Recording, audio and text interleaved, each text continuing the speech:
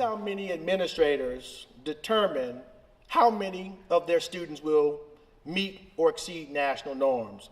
We have what's called projected possibilities for African American children, and we say it's data driven. So if you go into school in 2013, and 44% of your students are reading at above grade level, you look at your trend data. How many people were reading above grade level last year? Well, let's say 38. So it seems like we're moving at 6% increments. So how long would it take to get to 74%? You say, well, if I had 6 plus 6 plus, this is dangerous math right here. 6 plus 6 plus 6 plus 6, by the year 2018, we'll have 74%. You know all those formulas, all of our kids will be reading above grade level by 2000, and then it was 2013, and they're moving the post? It's based on this same metric. Someone in here raise your hand if you know a 6% reading strategy that only moves kids 6%, or one that only moves kids 8%. You see how ridiculous that is? So it's not grounded in reality, but it is grounded in data, and there are two different things. So we're not going to, this is based on what I call a slow growth model. You're authorizing slow growth for our children when we should be paying attention to an exponential growth model, and I'm going to tell you how I'm trying to make sense of that exponential growth model here at the university. And these are the things that we've tried to do. And Dr. Martin said all of these things are conjecture. So what we began to do is, how do I move them 6%?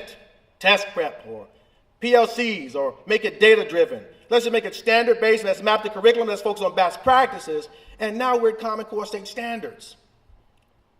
All based on conjecture, and we become, or our kids are at the mercy of these systems. Now, we've been doing this for 45 years. And as Danny just mentioned to us, we can mess this up too. But he was talking in the area of mathematics. See, this is how you think about reading. I want to interrupt this. Reading, you didn't know I was a math person too, did you?